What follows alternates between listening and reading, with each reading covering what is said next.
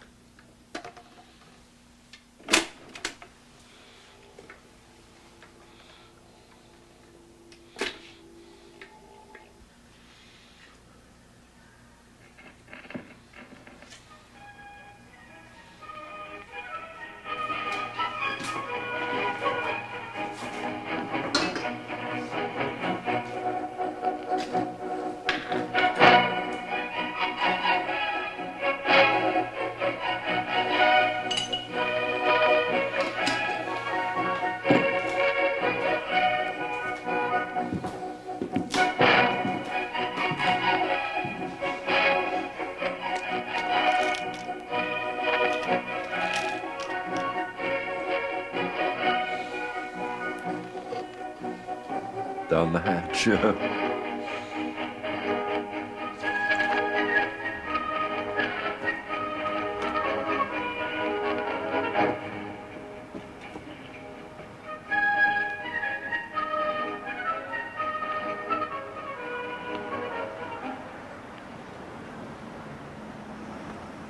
Sometimes I'm teased by children called Lurch or a monster, you know, but I really don't mind that because I think I understand what they're going through at the time that they're saying that.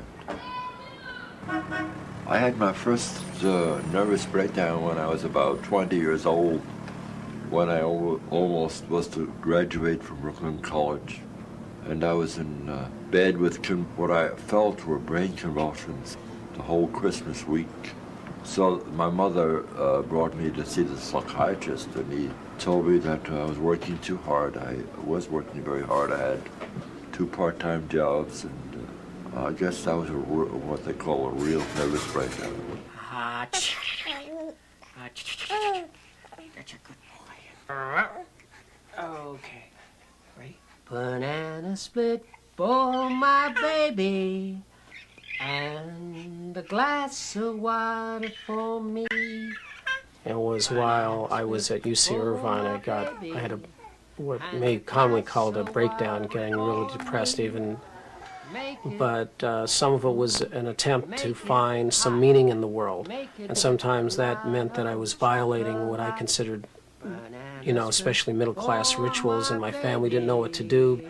Well, they had a lot of concerns, even though I did not hurt anybody. Water for me, yeah, a glass of water for me, yay! Anyway, is that I went down to visit my family, and I went to a Denny's, and they're going to pick me up, and I have my father and 2 brothers with a baseball bat, and like my brother had a baseball bat in the back of the car. I thought I had the flu at the time. I was sick. I went to see a movie called On the Beach. And in this scene, everybody was going to die, all right?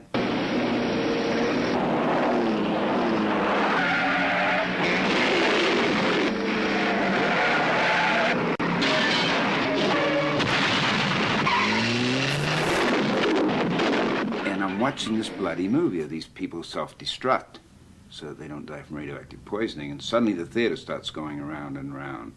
That was the first feeling that something was not right. I thought I was physically ill. Prior to that, I had been nervous in the mornings going to work. I attributed that to the tea I was drinking. And that was only the beginning. But this pattern of up and I'm fine and, oh, sure, yeah, no problem, I can do it. Sure. Oh, you want something done too? Well, yeah, no problem. And then crashed, fetal position, in bed, never wanting to get up. The police took me to jail, right? I was in my drugs under episode. They took me to jail. And because I was acting bizarre there, they took me to General Hospital, right? So I was acting even worse in General Hospital. So they, got a writ and took me to Camberwell. And when I got in there, I said, the reality hit me. It cannot be this. I cannot be in a mental institution. Impossible, wrong. It cannot be happening. I'm diagnosed as schizophrenic. I hear voices outside of my head. I hear them next door. I hear them down the street. I hear them outside my window. I can talk back to them. I can tell them to go away. I don't want to be bothered with you. I don't believe you exist. Leave me alone. They will give me an argument. In hallucinations, it's just like me sitting here talking to you. They're three-dimensional, but they're kind of thin. The ones that I have, and it seems like they're good. They seem to be after world peace and not really. They're like gods, okay? Like normal's supposed to be good or sane, but what's so sane about a businessman in Sacramento wearing a three-piece suit when it's 105 degrees? It makes more sense to go naked. I think comedians are normatized deviants.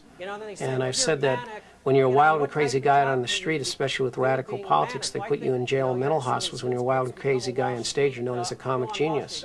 25, 35, 40, come on, 55. So instead of now being somewhat of a crazy person, I was now somebody that was a legitimated troubleshooter / troublemaker, professional crazy person for all occasions. And I got taken in. I said, what the hell, You're a billionaire in another dimension. Not only of sight and sound, but of mind. What's that signpost up ahead? It's the psychiatric hospital zone.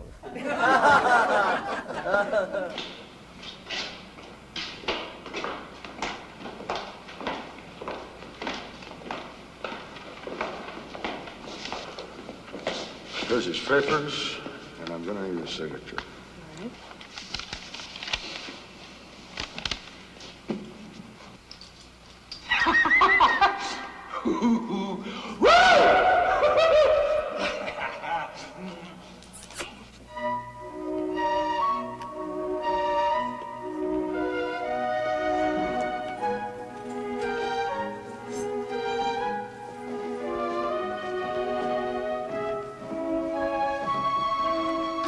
It's a funny thing, but all the time in the hospital where I was for about 3.5 or 4.5 years, from about 1956 to 60, and where I had over 300 ECTs, I really never thought I was sick.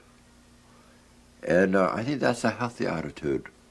I mean, you don't want to lower your ego and tell yourself, well, I'm sick, and I can't function, I can't cope. I can't stand this, Other people have told me that if it had happened to them, they wouldn't have survived those 300 treatments that I had. I don't know how I did survive them, but I guess I'm lucky to be alive.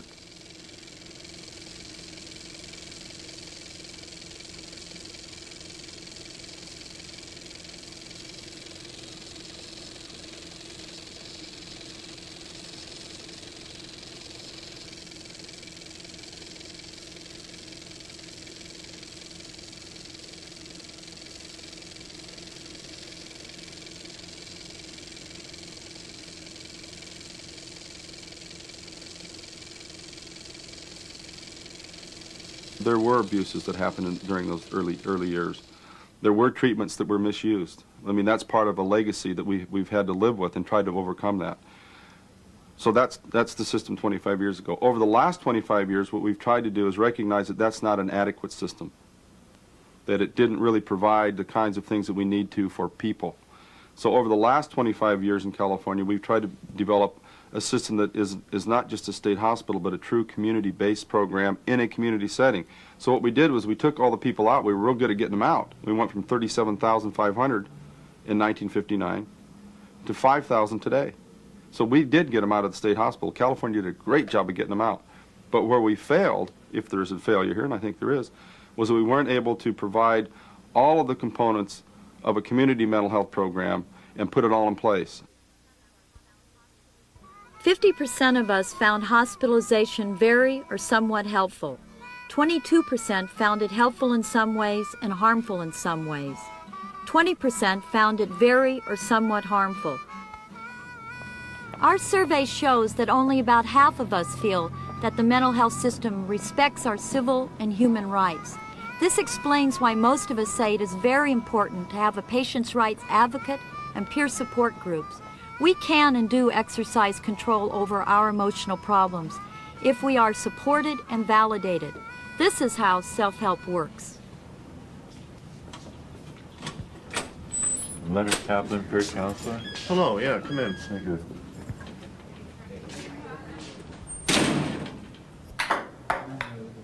Peer counseling is an attempt to have a connection across, and we try to make a connection in the hospital to the community so that people, you know, have some place, some connection to the outside world. Whoops. I'm better at spinning the bottle, really. Yeah. No, that's silly. It's the only sport we have here. I mean, I love athletics, and I just like to play like children play. They play all day long, sports and games and teaching and learning. You know, it's all an experience of life. What score was it again? 8-4? I lost track. Yeah. And if a person has the right attitude, I think it can do a great deal of help. And I know exactly what they're experiencing because I've been in the general hospital 3 or 4 times myself, so I know how much pressure there is on the clients.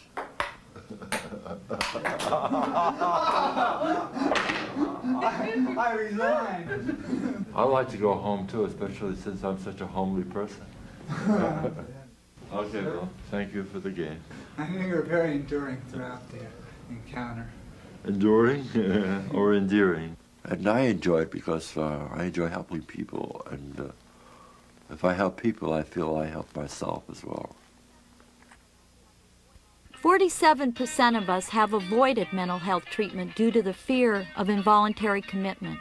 This fear may actually discourage us from seeking help, even when we feel in need of mental health assistance.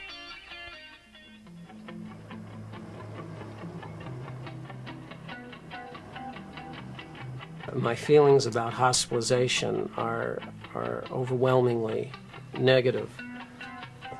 I found what is helpful is having meaningful work and activity, something that gives a purpose to life. And for me, it's been being involved in the patients' rights movement.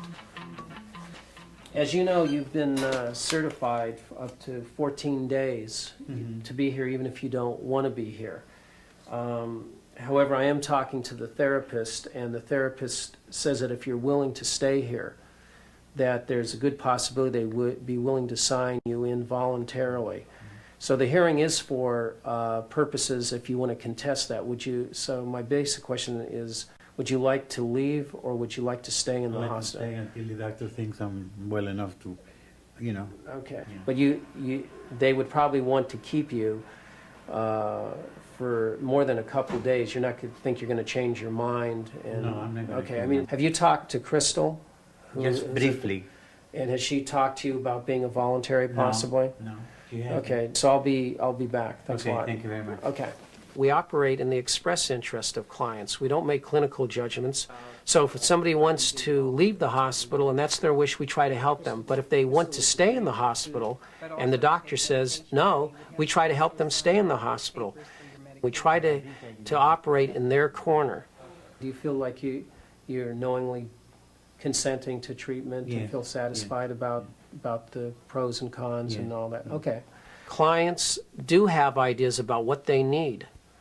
And even when somebody's in a lot of distress, is that they have fundamental knowledge about their own condition.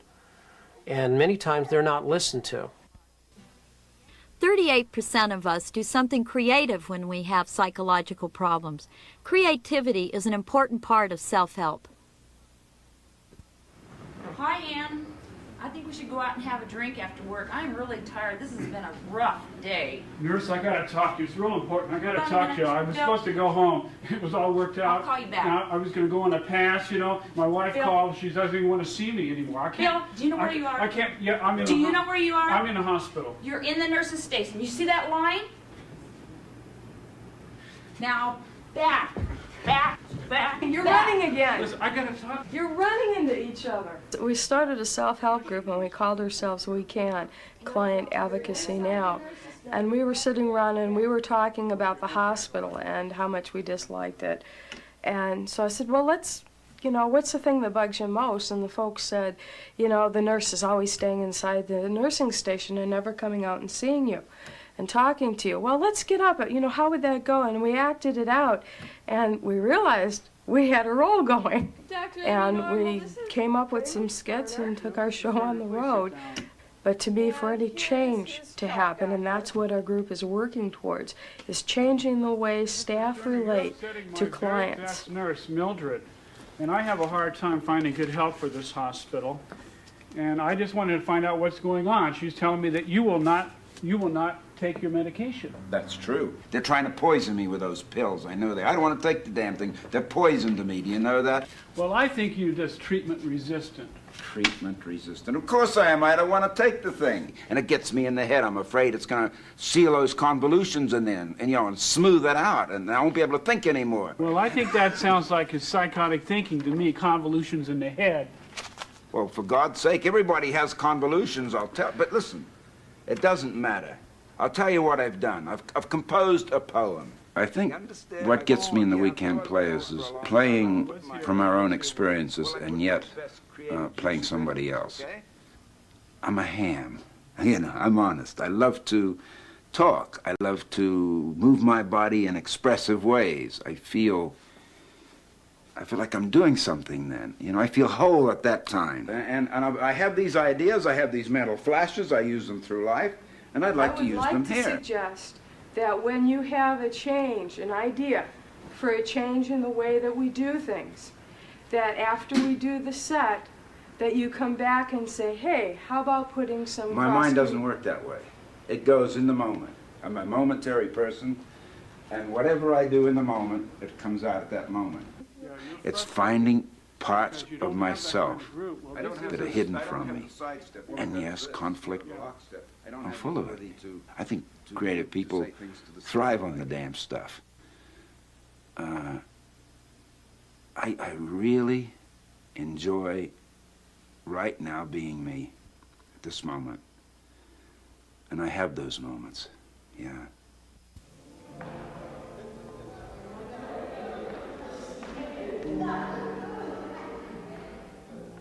Nobody knows better than ourselves what would promote or deter our own well-being and what's important in our lives. Just like anybody else, we need to speak for ourselves.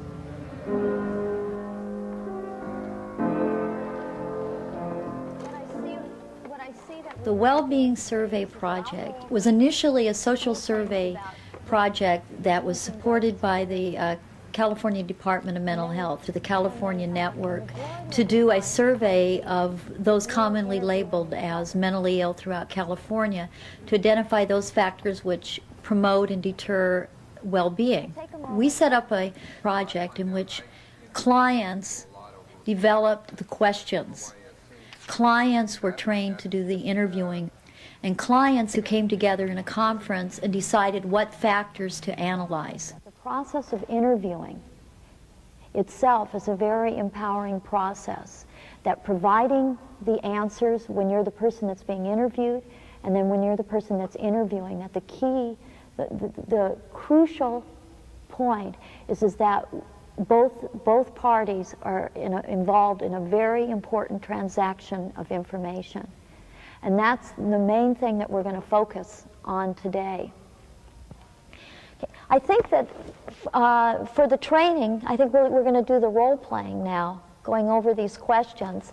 We had people at all different levels of functionality being interviewers, because it only required that you believed that your work was important and you believed that the answers were important. And if you could convey that, you could get an excellent interview. Most essential to your well-being.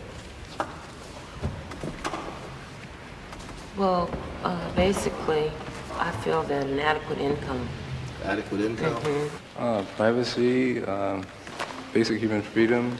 I have no sexual life. I have Okay. I have no emotional stability. I have none of the above.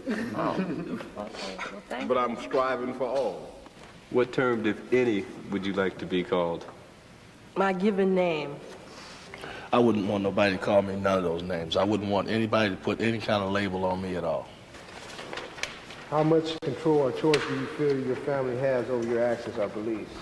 Total, a lot, some, a little, or none? A lot. Family members think that they know what's best for the family member that's psychiatrically labeled. And they're in a terrible bind because they want to be protective. They want to act in the client's best interest. There's two conflicts between family members and clients. One is between individual clients and their family, and then there's the conflicts between the organization of the California Network of Mental Health Clients and the client and the family group of CAMI, which is the California Alliance for the Mentally Ill. 30% of us feel that our family seldom or never listens to us. 40% of us seldom or never feel safe talking to our family. Trust, safety, and respect are central issues in family life. Most of our families feel that we seldom or never act in our own best interest. According to our survey, family members did support involuntary commitment and did support increasing the length of stay of hospitalizations. That is true, but I think the difference there is, again, whether the person is in, as I say, their right mind. And that ties in with the question about, do you think the mental health client always acts in their own best interests? I think I tried to draw the difference between best interests and express interests. And as being a parent, I really understand there was a lot. My daughter smoked, and it really grieved me. And she's blonde and blue-eyed and lays out in the sun and gets fried. And I really worry about that. But I would never think to forcibly take away her right to do those things. Well, I think maybe that is a fundamental difference that you will find with families because, and their attitudes as compared with mental health clients, that the families are concerned about their particular family member, that they not be placed in so much jeopardy as being out on the streets. Normal society is troubled family relationships, whether it's clients or not. But there is the opportunity because there is the need and there is the concern and there is what I call an agreement of the heart. 52% of us have been discriminated against because of psychiatric labeling. This stigma creates a very real impact on the quality of our lives and our families. We feel lonely or isolated from other people. I've been diagnosed as a paranoid schizophrenic, and I think it's nonsense. I spend a lot of time in my house. I'm very isolated. I get very lonely, and I think that's what my problems stem from.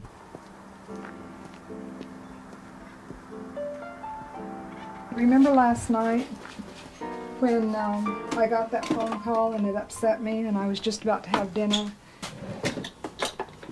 I mean, it was weird. You know, it was like you weren't validating what I was saying at all. And I realized how often this happens, you know, how often this comes up, that because you're not a consumer, you know, or a client, you can't relate to what I'm saying. Essential to my well-being is to know that Aaron is cared for, and that he's happy, and that Al is happy. Those two people are the most important in my life. You're aware a lot of times how impatient you are. Well, I think that's partly because I get so keyed up during the day.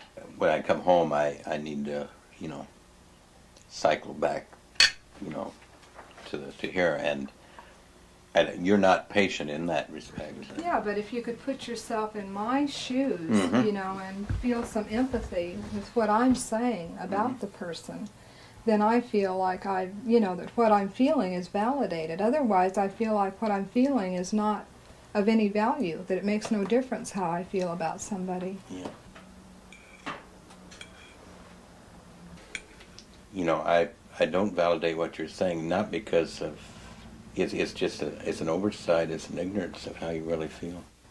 And of course, if you're feeling, you know, that you need my attention suddenly, why, you know, I don't respond very well, because I'm still trying to come out of what I've been doing all day. But a lot of times you're the only adult that I've talked to in an entire day, you know, and that can go on for days at a time. And then you get home and you settle back with your newspaper and, you know, carry on these conversations in your head with people that aren't even there anymore.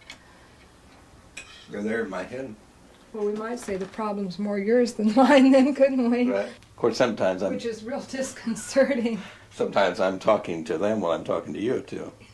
I mean, sometimes I'm talking to you when I'm talking to them. But I do If I were a that. psychiatrist, I would have locked you up a long time ago. Yeah, so, you know, where's the difference? It's, you know, it's a You human. still, though, you still have the validity of your job to fall back on. You know, it gives you a certain legitimacy that I don't have. The only thing that I fall back on is the fact that I'm an ex-mental patient. Yeah. You know, and who listens to a crazy person?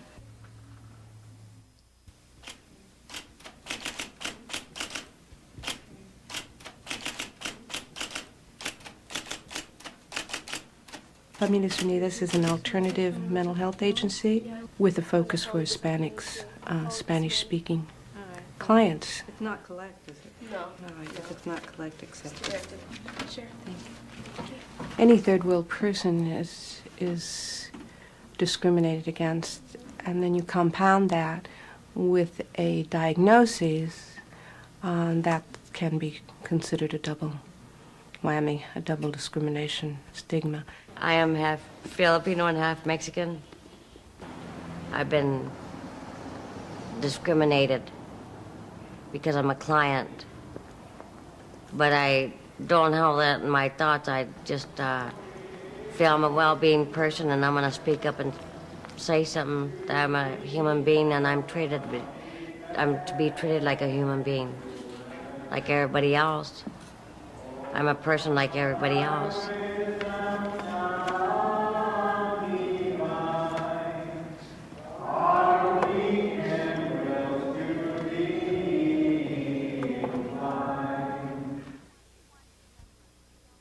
"51% of us think that TV, radio, and newspapers seldom or never portray us in a fair, accurate, humane manner. As a group, we are neither dangerous nor unpredictable, yet the media continues to spread this misconception.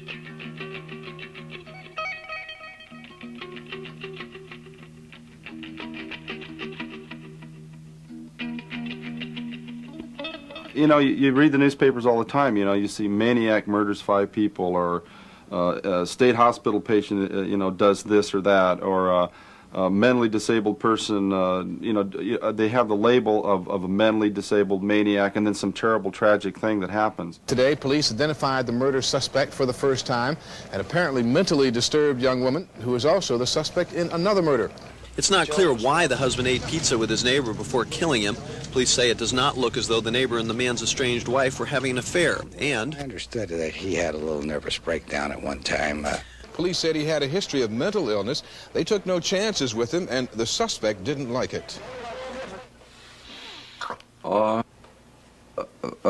Some clients are dangerous, but very few of them, and fewer than the society would think, because most mental health clients have exactly the opposite problem. They're too passive, and they wouldn't even hurt a fly. I know I wouldn't hurt a fly. Just like any oppressed group, stigmatized group in our society that are powerless, whether it's been blacks or women or Chicanos, they're the ones that are more victimized. And yet the dominant ideology is always was showing that black man does this, never white man does this. And it's the same thing with ex-mental patients. We're not any more dangerous. In fact, most studies have shown we're less dangerous. Mental patients are unpredictable, and how do you know they're unpredictable? You know, I say, how do you know John's unpredictable? And they say, well, I know John's unpredictable because I see him do it all the time. I say, well, isn't that a contradiction in terms? So we're dealing with a lot of double standards. And when people think about meaningful work and what they'd like to see so-called mental patients do, what is it? It's like being a security guard at a toxic waste dump, you know, around the Alaskan border.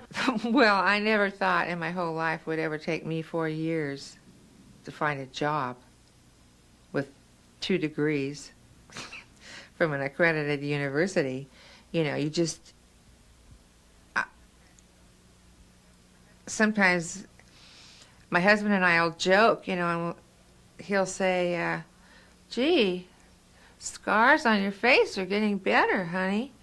And then I'll say, oh, are they? Gee, they're better on my hands. I guess the leprosy's maybe subsiding for a while. You get to feel like that, you know? 50% of us lack meaningful work or achievement in our everyday lives, yet 74% of us find such work or achievement essential to our well-being. I remember going to a rehab department and telling them that I wanted to do something in agriculture. And they told me that maybe what I could do is become a gardener or pick up trash. And it wasn't quite exactly what I had in mind. Good morning, California Network. I think the major change in my life and the major reason why I got out of the mental health system was because of the California Network. And it was a total change in, number one, how I was seen both by myself and by others. For the first time, I met people who had had similar experiences to myself. Oh, you know what? Jay called you. Oh, he did? Yeah. Did he tell me what he was calling about? Something about Public Day. Oh, okay. The California Network is a statewide organization which is completely run by clients. We've identified programs that we feel are meaningful to clients, self-help, public policy, and changing attitudes, as well as minority issues. Hi, Peggy. This is Lori Shepard again. Okay. Do you have a few minutes? Okay. Usually a way a self-help group starts is a group of clients, and that can even be just 1 or 2 people get together, and then usually somebody from the California Network will meet with this group to talk about things that are happening in their lives, and people, it's helping each other. Okay, great. And if not, I'll be looking forward to meeting you at Public Day. Alrighty. There's a real feeling of closeness with mental health clients that you can't get with anybody else.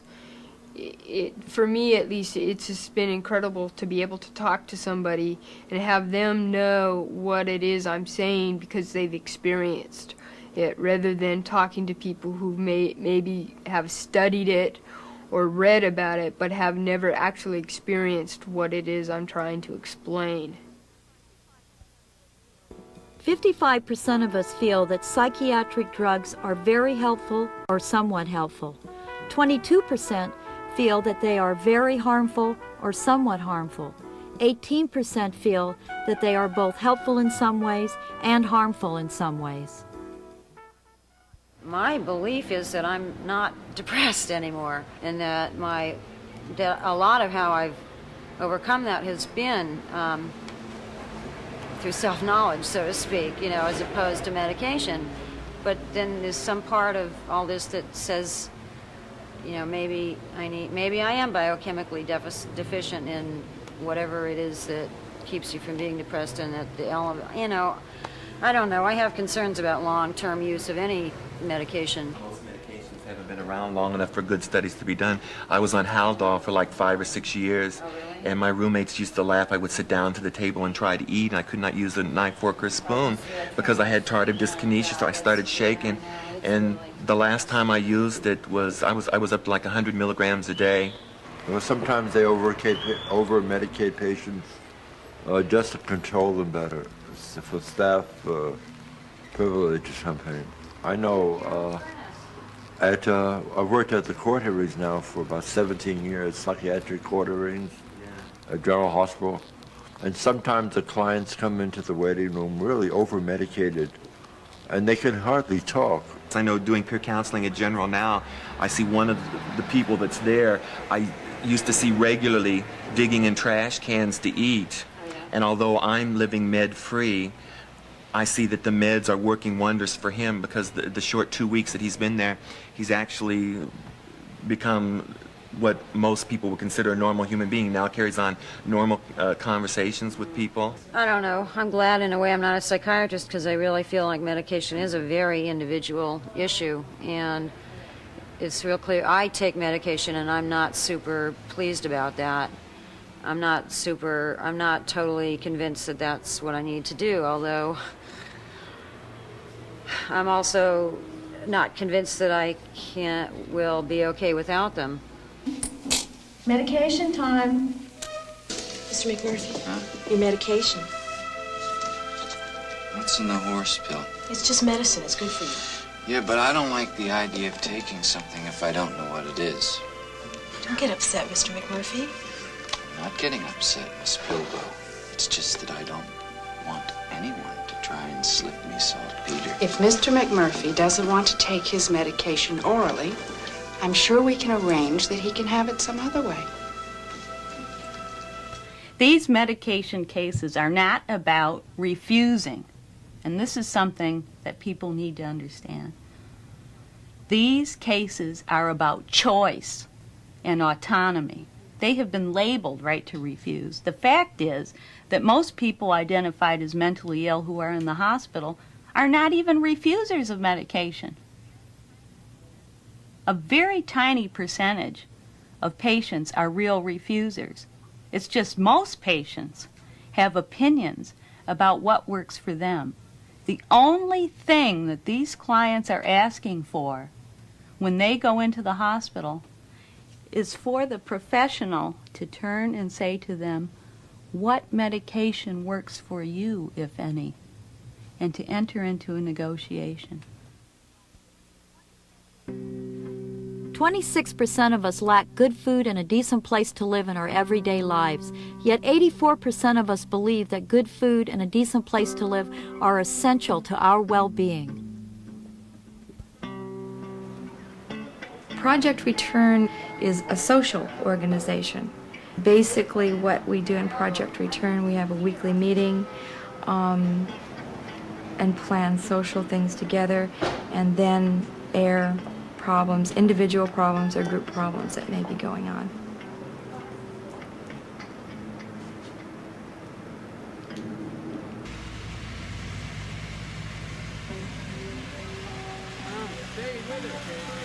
A large amount of the population from Project Return also reside at board and care residences.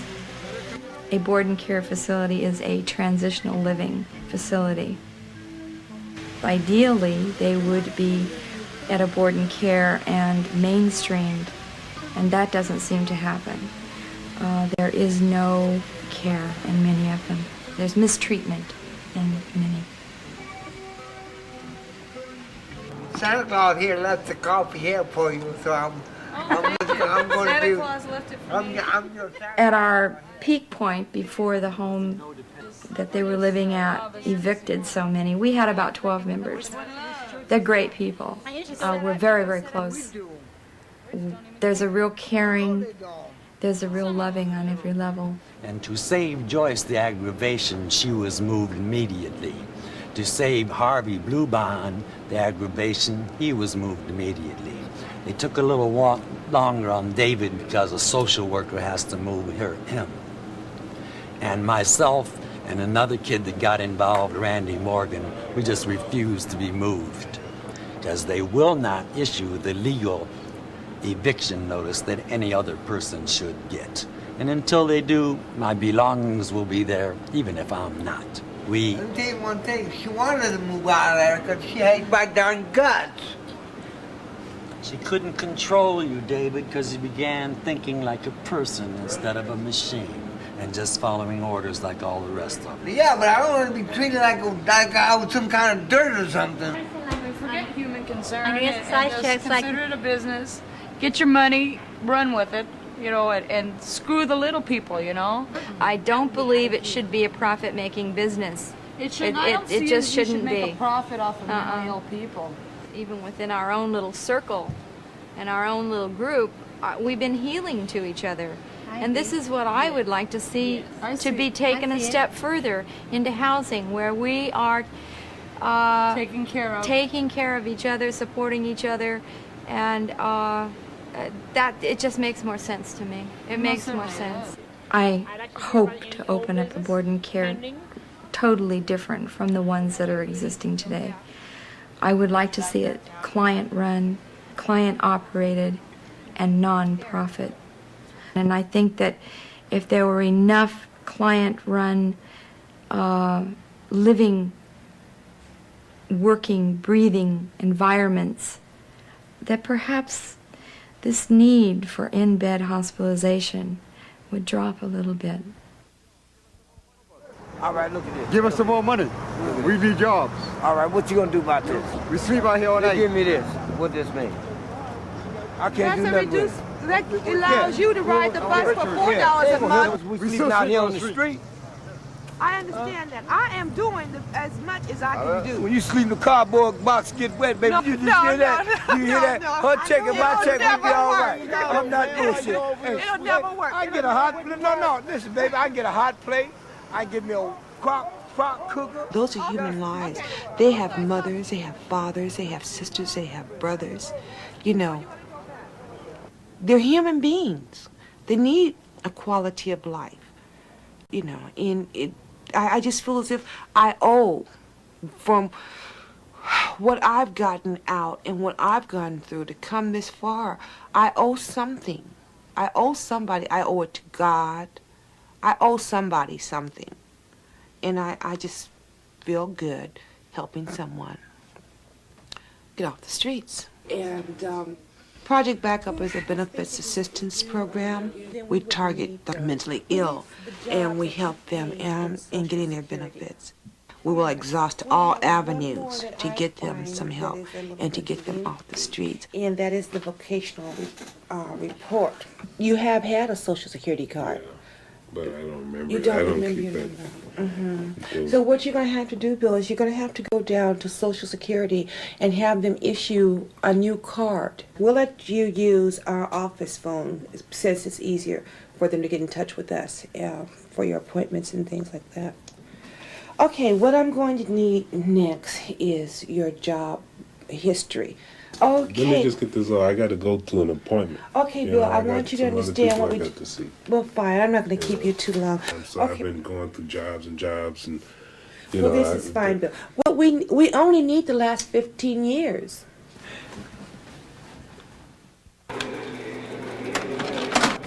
Hello, dear. How are you? Fine. Okay. How's everything? Oh, pretty good. Now, let me see what we got left, and I'm going to need a couple of bags of your cheapest sugar. 5-pound bags, okay? $1.99. $1.99. $1.99. Just give me one of those, because I ain't got enough, okay? $13.22. Who's taking care of the kitchen? Holly? Listen. Who's taking care of the kitchen? You got a... Oh, Alan? Is Alan there? Okay. I just brought down some food that y'all can make some soup and stuff out of. But now you can make 30 points. But if you don't make 30 points, you got to pick them all up, right? I was called Howie the Harp because when I was on the streets, one of the ways that I made money was by playing the harmonica. I was a street musician. And people started calling me Howie the Harp, and it kind of stuck.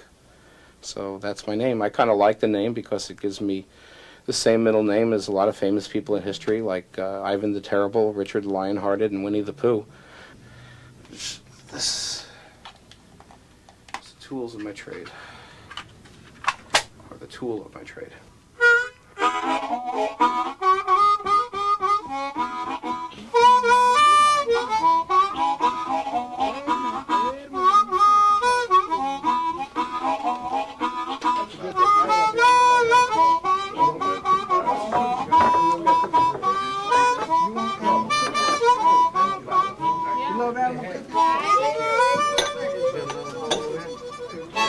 Cookie time.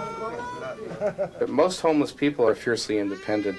Patrick Henry said, "Give me liberty or give me death." But the vast majority of people who have psychiatric histories are homeless because they were incarcerated in a mental hospital, and before they were, they had a home. And during that time, if you're getting SSI, you lose your SSI once you're in an institution for more than a calendar month.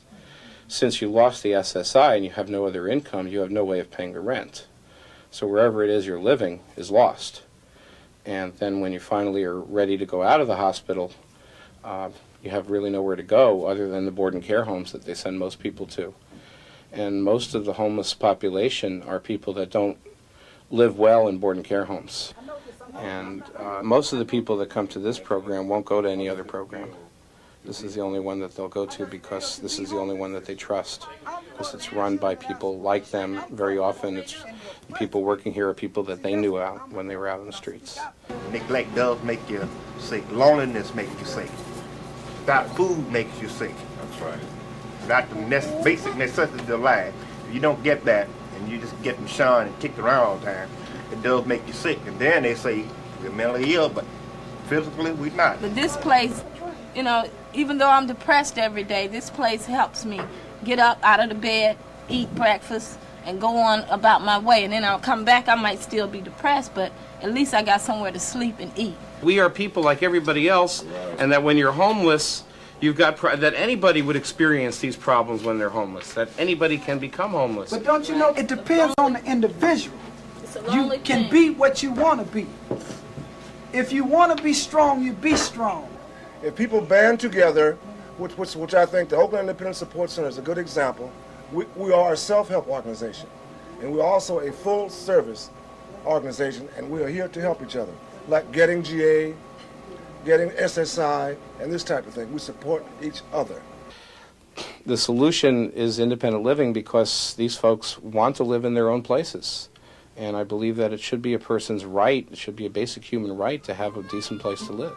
I tried from day to day to find a paycheck. I've got the blues.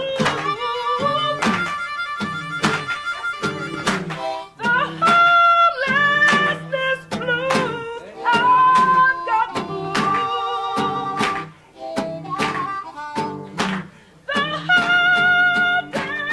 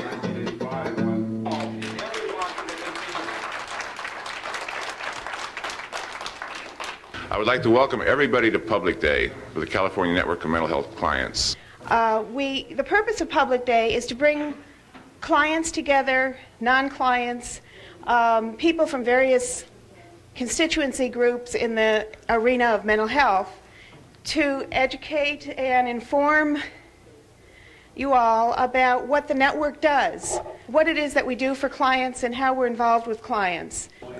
I see these, but I'm interested in what the shadows are doing. What's the shadow doing here?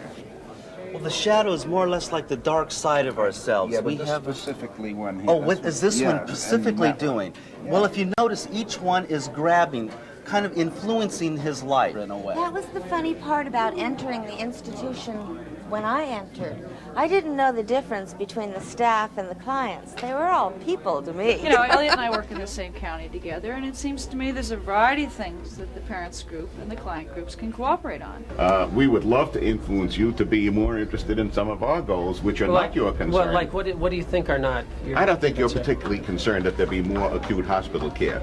No, well, in Italy they're shutting down the hospitals. If you can suggest how you deal with a person who's dangerous to self or dangerous to others, or what we consider to be gravely disabled in a totally free and independent living situation, I would be happy to listen to it, since I was but I don't see it. hospitalized 20 times, a lot of people would have said that I am a hopeless, mentally ill person. And it was because of the self-help and the fight for rights that made my life different. I was considered to be mentally ill for a long period of time, severely mentally ill. You're assuming that there is only black and white, and I'm saying that I still say you're the one that's assuming that. No, I say that the majority of the people that we're talking about are unfortunately still too ill to be able to benefit. They can't communicate too well. They can't socialize too well. You know, there's so many people in our self-help group that fit that description, but are doing real well in self-help. Soon, you will see major political movements on the part of clients. People identified as mentally ill are joining with physically disabled people and other historically disenfranchised people to assert and protect their rights. It makes total sense. It makes total sense. And not only will clients be fighting for dignity in the hospitals and in the institutions, they will be fighting for their rights in the community. And this is what the network is beginning to accomplish in California. It is so exciting. The clients have done this. They have done it themselves. Thank God. Anyway, clients deserve the same basic rights as any other human being. And we always have rights. And that our human rights should not end where our psychiatric diagnosis begins.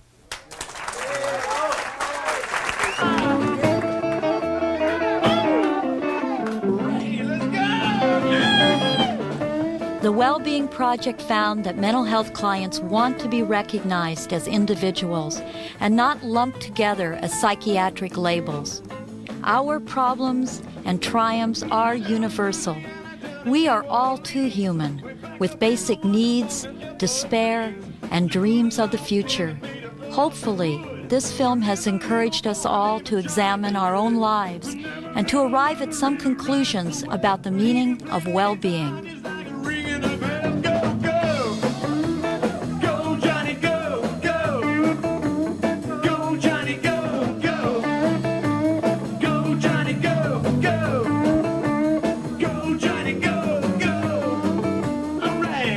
Johnny, big